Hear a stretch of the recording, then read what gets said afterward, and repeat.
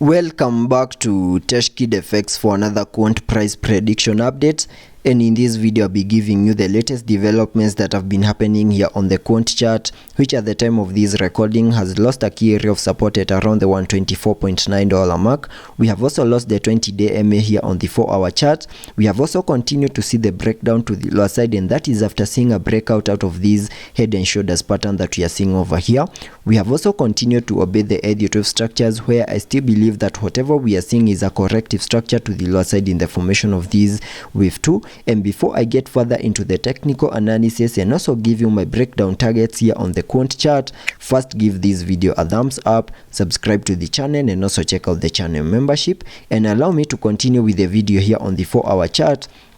by first giving you the short-term scenarios that I'm expecting to play out, basing it on the breakout out of this chart pattern that we have information right here, which is a head and shoulders pattern. And you can see that we have the left shoulder, then we have seen the formation of the head and the right shoulder, and at the moment I believe that whatever we are seeing is a breakout to the lower side out of this chart pattern, because this is a chart pattern that normally breaks to the lower side, having the minimum target area of the breakout being given by the height between the head and the neckline, and we can get the height between the head and the neckline using that trend line over there. Then we can place the height below the neckline, and that gives me a minimum target area out of these chart pattern back to the area at around the $114.0 mark, and that is the minimum that we can expect this chart pattern to the lower side to do. So in case the breakdown continues over here, continue watching the area at around the $114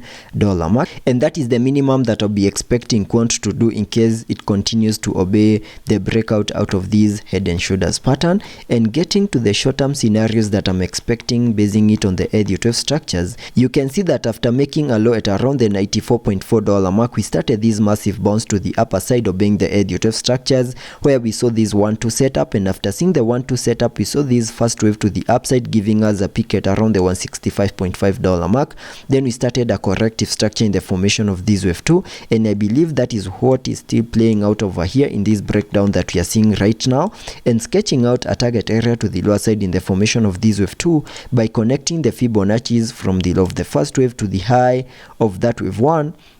I was able to come up with a minimum retestment area in the formation of that wave 2 between the fib level 0.5 and the fib level 0.78, which is a target area that lies between the $133.2 mark and the $115 mark, and it is within this red target area over here that I'm expecting to see the low for this second wave. And in case we fully maximize our target area and also touch the fib level 0.78 and see a break below the fib level 0.78, and that is at around the $115 mark, which could also be triggered by a breakout out of this head and shoulders pattern, because you can see we have seen its minimum target area is at around the $114 mark. Then I believe in case such a move plays out, then that will be starting to put a major challenge on the formation of this second wave to the lower side. But in case we continue holding within this red target area, then there are chances that we might see the low for that second wave within that red target area and start an explosive move to the upper side in the formation of this higher Elliot wave control very soon. And that is what I'm expecting here on the short-term scenarios. And to give you what I'm expecting on the long-term scenarios, I can zoom out, where you can see that after making the bear market low at around the $40.1 mark, we started this massive bounce to the upside, obeying the Elliot wave structures, where I have this Elliot wave structure in blue, having the wave 5 giving us a peak at around the $229 mark. And after seeing the high in the formation of that wave 5, we completed an even larger Elliot wave count 1 to the upper side. And after seeing the formation of a larger Elliot wave count 1, whatever I was expecting next was a corrective structure to the lower side in the formation of this wave 2, in a move that gave us a low at around the $94.4 mark. And what I'm expecting on the long-term scenarios after seeing the high for this wave 2 is the start of an impulsive wave to the upside in the formation of this higher Elliot wave count 3, and sketching out a target area to the upper side in the formation of that wave 3 by connecting the trend-based Fibonacci from the low of the first wave to the high of that wave 1, then dragging the fibs to the low of the second wave.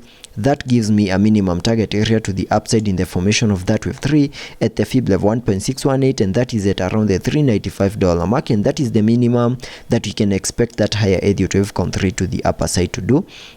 So that is what I'm expecting here on the short-term scenarios and also on the long-term scenarios, and we need to be very cautious with this head and shoulders pattern because there are chances that the breakdown might continue and also fully maximize our target area at around the $114 mark. So we need to be watching out for such a scenario over here, and you can see that the impulsive nature in this movement is so impulsive, so you need to continue watching that movement over here in a move that could possibly give us a low at around the $114 mark. And also taking a look at the indicators on the RSI, we are trading at around the 29 mark, meaning we are just about to get into the oversold region. Also taking a look at the MACD, we are seeing a print of a bearish crossover here, suggesting lower prices are still coming our way. So let's be patient and see how that plays out, and I'll be keeping you updated.